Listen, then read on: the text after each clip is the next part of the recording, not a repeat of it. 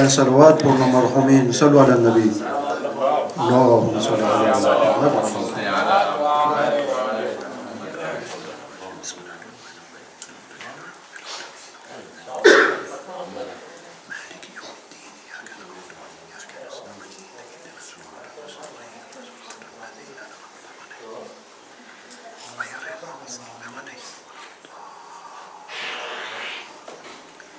أعوذ بالله من الشيطان الرجيم بسم الله الرحمن الرحيم الحمد لله رب العالمين الصلاة والسلام على سيد المرسلين خاتم النبيين رحمة للعالمين أبي القاسم محمد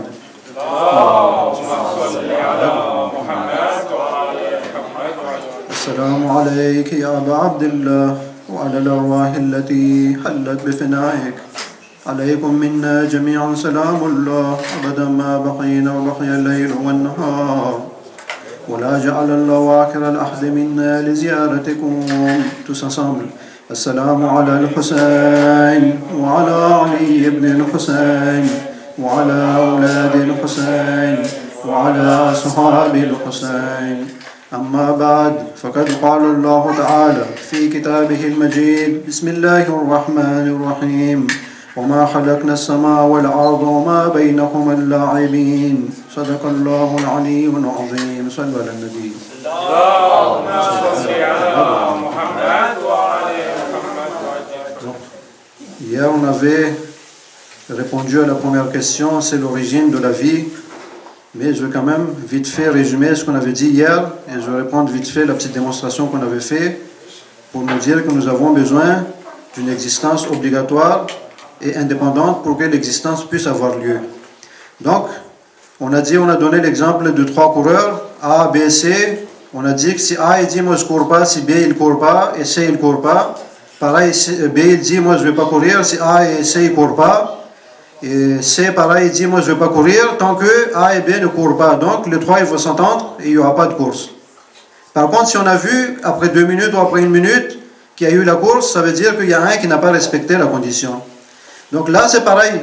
Quand nous posons des conditions comme quoi que moi, pour exister, j'ai besoin de mon père, mes parents, et mes parents, pour exister, ils ont besoin de leurs grands-parents, et ainsi de suite, jusqu'à l'infini. Donc l'existence ne peut pas avoir lieu. À un moment donné, il faut que ça s'arrête. Si nous tous, nous devons poser comme condition que notre existence dépend des nôtres, on ne peut pas exister. Parce que l'infini, il a toujours les mêmes conditions. Il a besoin d'une même condition. Et donc, on ne peut pas exister. Par contre, en ce moment, nous existons. En ce moment, nous existons, il n'y a pas de doute, tout le monde, alhamdoulilah, on n'a pas de doute que nous existons, malgré qu'il y a quelques-uns qui ont des doutes sur leur existence. Ils disent que tout ça, c'est pas, comment ils le disent, mais c'est pas de l'existence.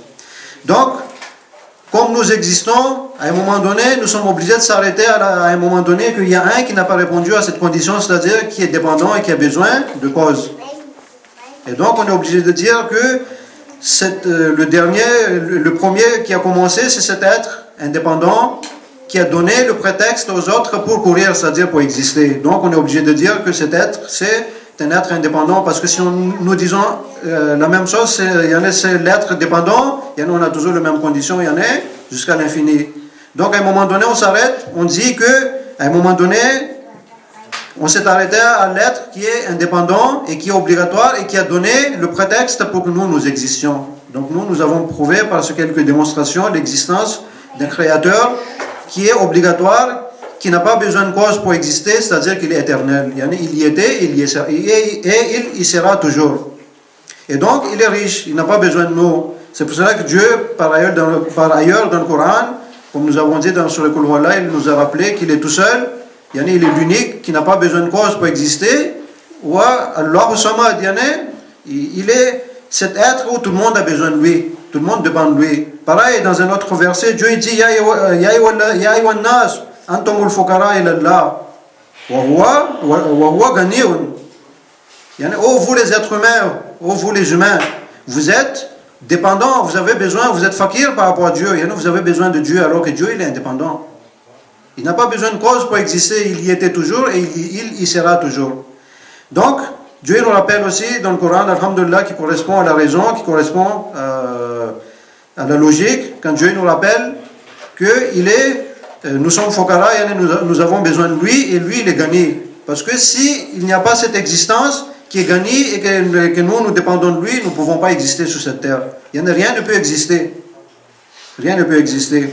Donc maintenant, nous avons acquis la certitude par ces quelques jours que nous avons eu ensemble qu'il y a derrière tout ça une intelligence, un créateur qui est intelligent, qui est miséricordieux, qui est juste, par des démonstrations assez simples et rationnelles. Nous n'avons pas utilisé de versets de Coran au début, mais après nous avons utilisé les versets pour agréer ce que nous avons dit. Donc nous avons arrivé à une conclusion que tout ça, tout ce qui existe finalement, ça vient d'un créateur qui est intelligent, qui est une existence obligatoire, et notre existence dépend de cette existence dont il est riche, et nous dépendons de lui. Nous sommes fakir. Ya ayyuhan nas antumul fuqara. Nous sommes fakir. Donc maintenant, nous nous posons la question que d'accord, il y a un créateur derrière tout ça, il a créé tout ça, nous aussi, nous faisons parmi ces choses qu'il a créées. Maintenant, nous nous posons la question pourquoi nous sommes là. C'était notre deuxième question. Parce que Imam al-Islam, qu'est-ce qu'il a dit? Il a dit que Dieu a eu miséricorde, c'est lui qui a su répondre d'où il est, pourquoi il est là et où est-ce qu'il doit y aller. Vous voyez? Donc nous avons fini la première question, maintenant nous allons rentrer dans la deuxième question. Vous savez, par exemple, Dubaï, c'est une ville qui est assez... C'est une ville qui est, on va dire, toute fraîche. Avant, je pense que Dubaï, c'était peut-être ça n'existait pas comme on le connaît en ce moment. Bon, ils ont mis tous ces investissements, tous ces gros moyens, juste pour dire que c'est pour jouer. Ils n'avaient pas de but, juste que l'architecte, il avait envie de jouer, donc il a créé cette grande ville. On ne peut pas accepter. C'est impossible que quelqu'un, il aurait pu créer toute cette grande ville avec tous ses moyens, avec tous ces tours. La plus longue tour au monde, peut-être c'est à Dubaï. C'est assez grande, métro, tout ça, juste pour dire que c'est pour jouer que j'ai fait ça. Oui. On ne peut pas dire ça. Nous, déjà, pour des petites structures que nous faisons, on a toujours des buts derrière. C'est pour gagner l'argent, c'est pour X raisons. Mais toujours, on a des raisons. Alors, quand nous voyons tout ça, alhamdoulilah, l'univers assez grand, comme nous voyons nous-mêmes, notre corps, comment il est bien fait, c'est joli, tout ça, la nature, tout ça. Il y en a, c'est du gros moyen. Donc, est-ce que quelqu'un peut dire ça, que tout ça, c'est juste que Dieu, il a fait ça? On est d'accord maintenant que Dieu, il a fait tout ça, d'accord? Mais il a fait tout ça juste pour jouer. L'être humain, il se pose la question. Donc, c'est pas pour jouer qu'il a fait ça. C'est pas pour jouer.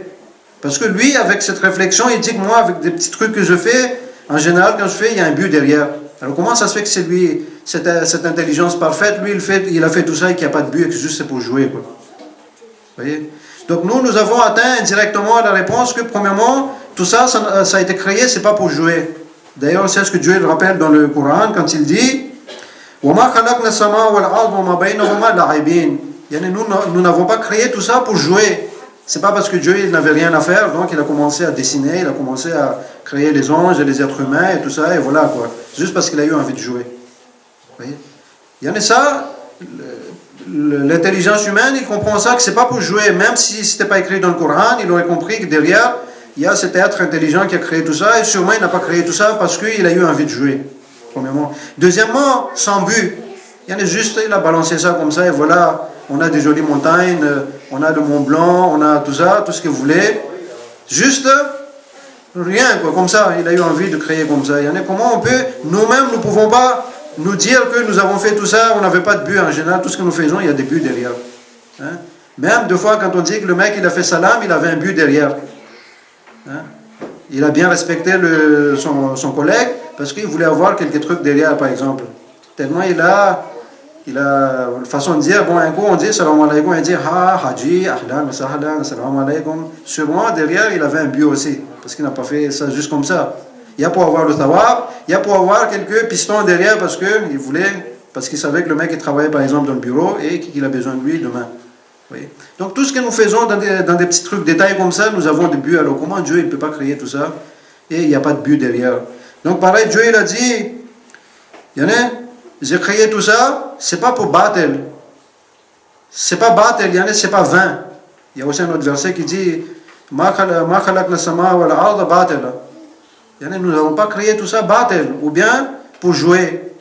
Donc l'être humain, plus ou moins, il arrive à un moment où il se dit que Dieu il a fait tout ça, premièrement, c'est pas pour jouer. Et c'était pas sans but, donc il y a un but derrière. Il se pose la question. Il se pose la question que cet être qui m'a créé, il n'a pas créé tout ça pour jouer, il a un but derrière. Donc je dois comprendre c'est quoi ses buts parce que c'est mon supérieur, celui-là, là, je lui dois obéissance et je dois savoir pourquoi il m'a créé. C'est quoi le but? Et ça devient une responsabilité pour moi de savoir le but de ma création. Oui. Parce qu'il a vu tout ça, tous ces gros moyens. Donc il se pose la question, que, comme on a dit, premièrement que c'est pas pour jouer, nous-mêmes nous l'avons dit, que l'intelligence il nous dit tout de suite c'est pas pour jouer tout ça, c'est pas impossible. Deuxièmement, c'est pas sans but, sûrement il y a un but derrière. Donc il devient obligatoire pour nous de trouver le but de cette création. Il y en a pourquoi Dieu, il a fait tout ça, c'était quoi son but? Inch'Allah on va y arriver dans les bases parce que dans le Coran après, Dieu il nous rappelle le but finalement, nous avons su qu'il y a un but derrière, mais peut-être nous ne pouvons pas le cerner. Et là, nous avons besoin d'un coup de pouce. Nous avons besoin d'un coup de main. Et c'est pour cela que Dieu il a envoyé les prophètes et les livres célestes pour nous montrer la voie. Pour nous dire que finalement ton but, tu as été créé. Premièrement, ce n'était pas juste pour mettre au boulot de dos. Ce n'était pas juste ça que tu gagnes ta vie. C'est quoi finalement la différence entre toi et l'animal? C'est quoi la différence entre toi et l'animal alors que moi j'ai créé l'animal pour toi, pour que tu en profites, pour que tu bénéficies, tu travailles, tu amènes tes marchandises avec les animaux, mais c'est pas pour devenir un animal. Parce que l'animal, c'est quoi son cycle? C'est qu'il se lève, il mange et il dort. Donc l'être humain, c'est sûrement pas mettre au boulot de dos, son but. Donc là, il a besoin d'un coup de main, un coup de pouce de la part de Dieu, parce que Dieu, il sait que lui, il comprend plus ou moins qu'il a un but, mais il ne peut pas savoir c'est quoi le but. Hein? Donc il a besoin d'un coup de main de la part de Dieu. Et alhamdoulilah, Dieu il a envoyé aussi des prophètes. Il a envoyé des livres pour nous dire le but c'est quoi. C'est quoi le but? Dans le Coran, on a alhamdoulilah, et tous les prophètes ils ont dit la même chose, c'est ubudiyya. Yani ma khalaqtul insa wal jinna illa liya'budun. Je n'ai créé les djinns et les êtres humains, je ne les ai pas créés sauf pour m'adorer. Yani le but de la création c'est l'adoration de Dieu. Vous voyez? Inch'Allah, nous allons venir un petit peu plus en détail après, demain ou après-demain, si Dieu nous donne l'occasion, Inch'Allah. Ça veut dire quoi? Adorer Dieu, c'est quoi les conditions de tout ça? Donc, Dieu il nous a montré la voie par rapport au livre. Pareil, quand nous utilisons le Coran, il faut aussi prouver que le Coran, ça vient de Dieu. On doit aussi avoir ces preuves, donc Inch'Allah, si Dieu va me donner l'occasion, on va aussi en parler un peu, que pour quelle raison on peut dire que le Coran, ça vient de Dieu. Parce qu'il faut, quand nous utilisons le Coran, nous devons prouver aussi avant tout que ça vient de Dieu. Que c'est Dieu qui m'a dit, que c'est ça en fait le but, c'est ça le devoir que j'ai envers mon Dieu. Parce que c'est lui le maître, c'est lui qui m'a créé, c'est lui mon supérieur, donc je lui dois obéissance. Et je dois savoir ce qu'il veut de moi finalement. Il est mon Mawla. Et donc, je lui dois obéissance déjà. Parce que c'est mon chef, c'est lui qui m'a créé, c'est lui qui m'a guidé. Et donc, je dois savoir comment je dois l'obéir. Comment je dois l'obéir? Donc ça, après, on a besoin des prophètes et des livres célestes pour nous guider. Comment on doit adorer ce Dieu qui nous a créés et dont l'existence est obligatoire et nous dépendons tous de lui. Deuxièmement, vous savez, l'être humain, quand il voit tout ça, il a aussi le réflexe de remercier. Vous voyez, il y a aussi le bas de shukr. Quand quelqu'un il m'a fait du bien, il m'a aidé, il m'a dépanné, tout de suite mon cœur il devient un peu, comment on dit, ça devient raqiq, ça devient un peu cet état où j'ai envie de m'humilier devant lui parce qu'il m'a fait du bien. Vous voyez là? Donc tous ces biens que nous voyons devant Dieu là, tout ce que nous voyons par exemple de notre création, un par un, tous ces bienfaits que nous voyons. Premièrement, par exemple, Dieu il a dit وَسَخَّرَ لَكُمُ الشَّمْسَ وَالْقَمَرَ. Plein de choses dans le Coran où Dieu nous dit que je vous ai simplifié l'utilisation du soleil, je vous ai assujetti le soleil, la lune. Ou bien Dieu il dit وَسَخَّرَ لَكُمْ مَا فِي السَّمَاوَاتِ وَمَا فِي الْأَرْضِ. Dieu il dit je vous ai aussi assujetti tout ce qui est sur la terre, tout ce qui est dans les cieux. Par exemple, un petit exemple, nous avons besoin d'eau, alhamdoulilah, Dieu nous a mis l'eau. Mais de l'autre côté, il y en a l'eau pour boire, par exemple, je veux dire, pour que nous puissions cultiver, pour que nous puissions manger. Donc il envoie la pluie, il y a des fleuves. Mais de l'autre côté, Dieu il a mis aussi l'eau de mer. Dieu il aurait pu faire en sorte que toute l'eau qu'on a, ça devient salée. Qu'est-ce qu'on aurait fait? Qu'est-ce qu'on aurait fait, par exemple? Si, supposons que toute l'eau qui existe sur cette terre, ça aurait été salée. Parce que Dieu, il a pu faire de l'eau salée. Donc c'était facile pour lui, là. Il aurait pu faire en sorte que toute l'eau qu'on a, ça devient salée, là. Ça nous aurait embêté quand même. Vous voyez, là. Alors que Dieu, il a vu que l'être humain, il a créé, et il a vu que l'être humain a besoin d'eau pour vivre et aussi pour manger. Et par rapport à ce qu'il mange, ça a besoin d'eau aussi. Par exemple, du riz ou du blé, tout ça. Donc imaginez un peu si ça aurait été de l'eau de mer partout. Vous voyez là. Donc Dieu, il a dit, je vous ai fait en sorte que je vous ai donné une facilité, que vous utilisiez tout ce qu'il y a sur la terre et dans les cieux. Par exemple, Dieu, il aurait pu faire en sorte que l'air qu'on a en ce moment, l'atmosphère, il n'aurait pas mis cette loi aérodynamique pour que les avions volent. Tout ce qui vole, ça tombe, par exemple. Il aurait pu faire comme le trou qu'il y a dans les atmosphères, deux fois où les avions, ça tombe deux fois. Là. Il aurait pu faire partout comme ça. Parce qu'il a pu faire un endroit comme ça, juste pour nous montrer que je suis capable de faire autrement. Pareil, la couche d'ozone, par exemple, quand vous regardez. Il y a des endroits sur cette terre, quand vous sortez, vous attrapez tout de suite le cancer de peau. Il aurait pu faire ça partout. Hein, il aurait pu faire en sorte que nous ne pouvons pas utiliser le soleil comme il faut. En ce moment, nous utilisons le soleil comme il faut, nous sortons, il y a la vitamine D dedans, il y a les rayons soleil qui réchauffent tout. Mais il aurait pu faire en sorte que dès que nous sortons dehors, comme par exemple en Australie, il paraît qu'on ne peut plus sortir dehors dans certains endroits parce qu'il n'y a plus de couche d'ozone et il y a ce soleil qui frappe directement la terre et voilà, c'est cancer assuré. Donc il aurait pu faire en sorte que partout, c'est pareil. Pareil, par exemple, nous utilisons les animaux. Hein? Nous utilisons les animaux. En ce moment, alhamdoulilah, on a les avions, tout ça, mais à l'époque, vous savez, les gens, quand ils faisaient le transport, quand ils envoyaient leurs marchandises, ils utilisaient les moyens maritimes, ils utilisaient les animaux, les chameaux, les bœufs et tout ça. Bon. Vous voyez, par exemple, on a le cheval, on l'utilise aussi pour le transport, par exemple, ou bien pour voyager. À l'époque, c'était fréquent. Bon. Vous avez le même genre de cheval, mais qui s'appelle zèbre, parce que l'être humain a pu dompter le zèbre. Dieu, il a pu faire en sorte que partout, on n'aurait pas trouvé de cheval que des zèbres. Qu'est-ce qu'on aurait fait là? Vous voyez par exemple les hippopotames. Personne n'a pu dompter les hippopotames pour qu'ils puissent transporter les marchandises ou pour qu'on puisse monter dessus. Là. Imaginez un peu toutes nos vaches, ou bien les bœufs, ou bien les éléphants auraient été comme des hippopotames. Là. Comment on aurait transporté toutes ces choses qu'on a utilisées? Et c'est grâce à tout ça qu'on a pu progresser, qu'on a eu l'an 2000 où on utilise les avions, tout ça. Mais avant, il ne faut pas oublier qu'on doit remercier tous ces animaux-là qu'on a utilisés pour progresser. Vous voyez là. Donc Dieu, il aurait pu faire en sorte que tout ce qu'il y a comme animaux, c'est indomptable. Donc on n'aurait pu pas utiliser. Vous voyez, donc l'être humain, en voyant tout ça, il doit se demander, mais alhamdoulilah, Dieu il a créé tout ça pour moi. Dieu il a créé tout ça pour moi.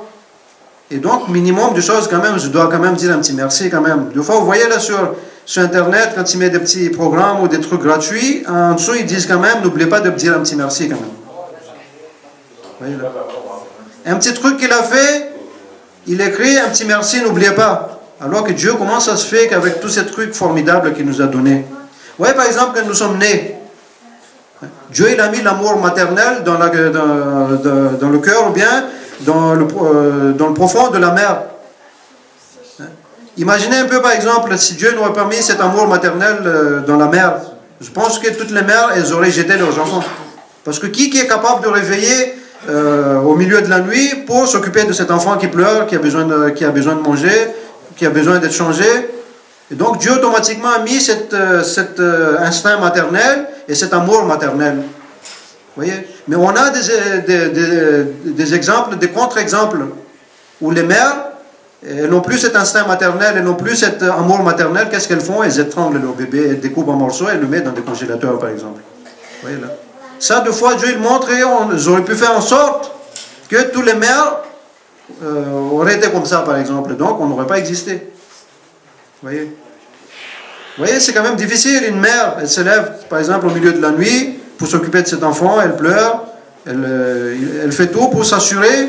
À un moment donné, j'ai entendu une histoire, une mère qui était en train de marcher en plein désert avec son bébé. À un moment donné, il n'y avait plus à manger, il n'y avait plus rien, donc elle commence à tomber. Il n'a plus tenu cette marche parce que c'était en plein désert, il n'y avait plus d'eau, il n'y avait rien. Qu'est-ce qu'elle a fait? Elle s'est couchée sur le sable qui était très, très chaud et elle a mis son bébé en dessous d'elle. Pourquoi? C'est pas grave, elle meurt, mais le bébé ne doit pas avoir ce problème, il ne doit pas être brûlé par le sable qui était assez chaud en plein désert. Donc vous voyez, Dieu il a fait tout ça. Il a simplifié pour nous tout ce qu'il y a. C'est pour ça que lui il dit dans le verset du Coran que je vous ai simplifié tout ce qu'il y a dans les cieux et la terre. Pareil, à l'époque ils utilisaient beaucoup les bateaux et même maintenant ils utilisent les bateaux. Dieu il aurait pu faire en sorte que tout ce que nous mettons sur l'eau, ça coule. Il n'y a plus cette loi d'apaisanteur et tout ça. Là. Dieu il aurait pu faire ça. Hein? Comme les cailloux ça coule, quand vous mettez comme ça, il aurait pu faire en sorte que le bateau aussi ça coule. C'est pour ça que Dieu souvent dans le Coran il nous rappelle que c'est lui qui a fait en sorte que le bateau vogue dans les mers. Il aurait pu en faire en sorte que ça aurait coulé tout ce que vous mettez là. Et c'est là qu'on aurait compris, on n'aurait pas pu avancer et on n'aurait pas eu peut-être cette époque que nous sommes en ce moment où on a toute la technologie. Oui. Parce qu'ils ont utilisé tout ça pour en arriver à ce cas-là. Et finalement l'être humain quand il fait tout ça là, pareil il n'a rien créé du néant, finalement il a utilisé ce que Dieu lui a donné. Tout finalement là. Quand nous baptisons des maisons, c'est quoi que nous utilisons ce que Dieu nous a donné? Hein? Quand nous mangeons, hein? Après nous mettons le label rouge par exemple de telle compagnie ou telle usine par exemple, ou bien les poulets, tout ça là. Ils n'ont créé rien finalement. C'est des choses que Dieu il a mis et que nous utilisons, nous multiplions pour que nous puissions vivre tranquillement. Mais finalement c'est Dieu qui a créé tout ça là. Salut ala Nabi.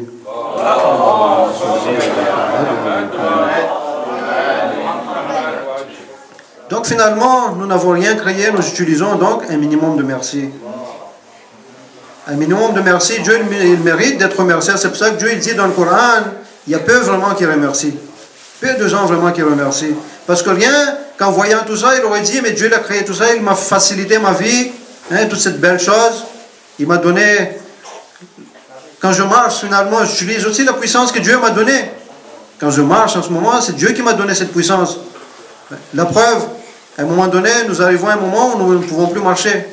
On a besoin de canne, par exemple, pour marcher à un moment donné, après ces chaises roulantes. Vous voyez? Dieu, il aurait pu faire en sorte que tout le monde aurait été comme ça, il aurait été créé comme ça. Et donc, plus de marche. Vous voyez là? Dieu, il aurait pu faire en sorte que nous rampons comme les animaux, par exemple, les serpents et certains animaux qui rampent. Il aurait pu faire en sorte qu'il nous crée sans pied, parce que c'est un créateur. Il peut faire tout ce qu'il veut. Mais lui, il a fait de l'être humain ahsanul khaliqin. Meilleur des créations, c'est nous les êtres humains. Il nous a donné le cerveau. Il aurait pu faire en sorte il aurait pu faire en sorte que nous soyons des gorilles, par exemple. Il n'y a pas de cerveau dedans et voilà. Qu'on nous met dans des eaux, par exemple. Ça aurait été. Vous voyez? Donc, tous ces ni'mat que Dieu nous a donnés, là, ça ne mérite pas un minimum de remerciement. Vous voyez là? Tout ce qu'il a créé, ça ne mérite pas qu'on l'adore un peu, qu'on essaie de savoir finalement que c'est Dieu qui m'a créé, qu'est-ce qu'il veut de moi. Hein? Comment je dois le remercier? Je ne dois pas poser ce genre de questions. Parce que de toute façon, si nous nous posons la question ou non, de toute façon, un jour nous allons retourner chez lui, qu'on le veuille ou qu'on ne le veuille pas. Vous voyez là? Ces jours-là, qu'est-ce que nous ferions après là? Quand Dieu va nous demander, pourquoi tu ne m'as pas remercié? Est-ce que je vais dire que je ne savais pas? Hein, comme on dit, certaines façons de dire, que je ne peux pas faire le canard. Oui. Donc, nous avons cette responsabilité de savoir ce qu'il y a, comment nous devons remercier, comment nous devons adorer ces dieux, pour que nous puissions accomplir le but de la création qui est l'adoration et qui est le remerciement. Vous voyez là? Il y a un hadith de l'imam Hussein il dit que certaines personnes, ils adorent Dieu parce qu'ils ont peur de l'enfer. Il y a certaines personnes, ils adorent Dieu parce qu'ils ont envie d'avoir le paradis. Mais il y a certaines personnes, ils adorent Dieu pour remercier par rapport à ce qu'il a eu. Vous voyez là? Donc Imam Hussein il dit, l'adoration de celui qui par peur, il adore Dieu. Il y en a par peur de l'enfer, il adore Dieu. C'est l'adoration de l'esclave qui a peur de son maître. L'adoration de celui qui veut avoir le paradis, c'est l'adoration du commerçant. Parce que par bénéfice, il fait ça. S'il n'aurait pas de bénéfice, il n'aurait pas adoré son Dieu. Par contre, Imam Hussein il dit, le vrai adoration, c'est quoi? C'est celui qui adore Dieu pour remercier Dieu. Ou bien Imam al-Islam qui dit dans hadith que moi, je n'adore pas Dieu par peur de l'enfer. Ou bien je n'adore pas Dieu pour l'amour du paradis, j'adore Dieu parce qu'il mérite d'être adoré. C'est ça l'adoration. Donc nous devons nous poser la question, comment devons-nous adorer Dieu? Comment devons-nous remercier Dieu? Et dans ce cas-là, nous devons prendre l'aide des prophètes et des emblèmes de Dieu qui sont sur terre et de livres célestes que Dieu a envoyés pour nous guider. Salut ala Nabi.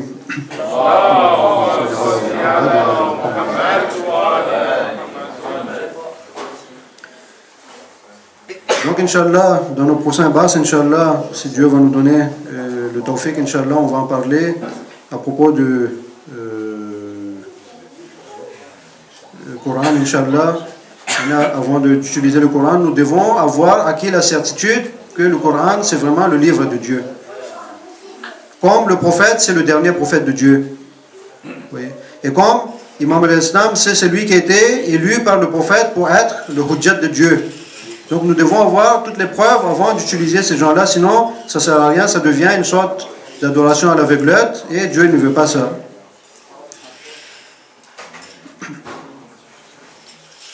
Mais avant tout, nous sommes réunis ici pour commémorer la mort en martyr d'Imam Hussein al-Islam et ses compagnons. Il y a un verset de Dieu qui dit « Vous n'allez pas atteindre la piété si vous n'allez pas sacrifier dans la voie de Dieu, si vous n'allez pas donner dans la voie de Dieu ce que vous aimez le plus. » Mimma tuhibbun, dans ce que vous aimez le plus, vous donnez pour Dieu.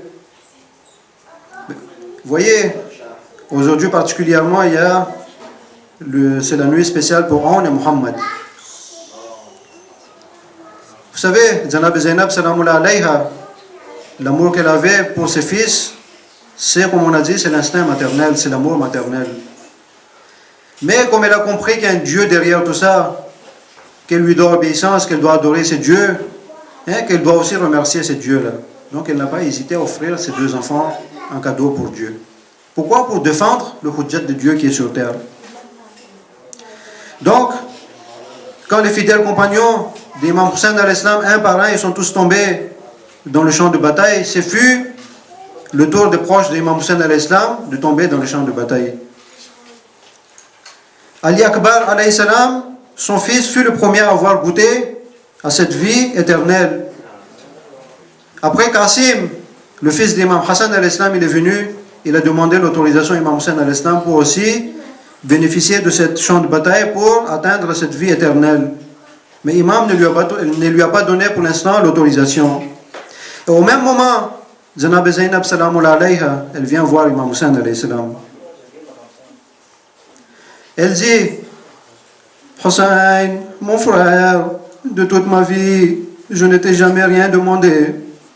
Aujourd'hui, pour la première et la dernière fois, j'ai une faveur à te solliciter. Permets à mes deux fils de marcher sur le pas de Ali Akbar. Imam regarde sa sœur, puis On wa Muhammad, les deux fils de Zainab salamullah alayha. Imam, il dit, ô sœur Zainab, je ne trouve aucun argument pour refuser de t'accorder ce que tu demandes. Pourtant, mon cœur chavire pour envoyer à la mort ces deux enfants. Finalement, Imam, il a dit, mes chers enfants, vous deux allez, satisfaites vos désirs de mourir en héros. Je ne serai pas long à vous joindre. À cette réponse, les deux jeunes héros furent envahis par la joie et le bonheur. Ils demandèrent à leur mère de leur bénir avant de faire ce voyage sans retour. Des larmes plein les yeux, Zainab les embrassa. Mes enfants chéris, que Dieu soit avec vous jusqu'à la fin. Qu'il rende votre mort douce. C'est mon destin de subir outrage et ignominie seul, sans frère, ni fils, ni neveu pour me consoler. Ah, maman, avec l'aide de Dieu, Rétorqua les enfants, nous montrerons à Omar ibn Saad et à toute son armée que nous sommes les dignes petits-fils de Ja'far al-Tayyar. Si Dieu le permet, nous nous battrons avec tant de courage que ta peine sera transformée en fierté. Les deux veillants neveux de Imam Hussein sautèrent en selle et disparurent laissant derrière eux un nuage de poussière qui masquait la fureur du combat qu'ils livrèrent aux ennemis de l'islam.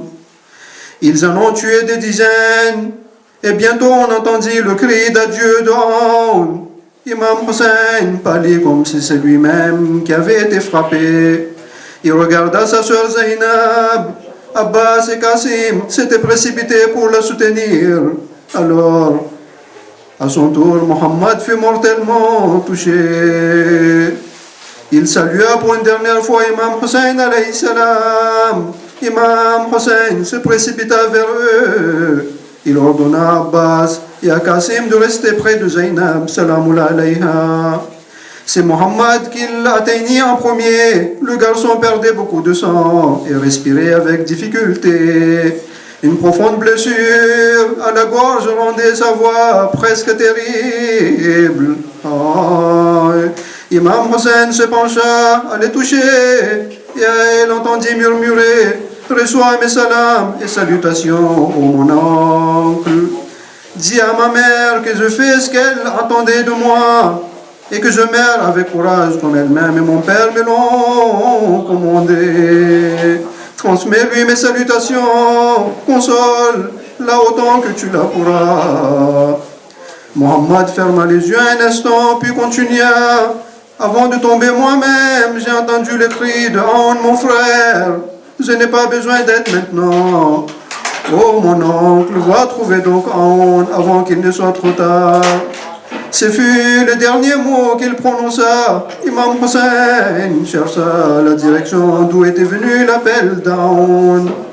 Quand il trouva son corps, il était déjà trop tard. Aoun a rejoint son frère Mohammed pour goûter aux délices du paradis éternel.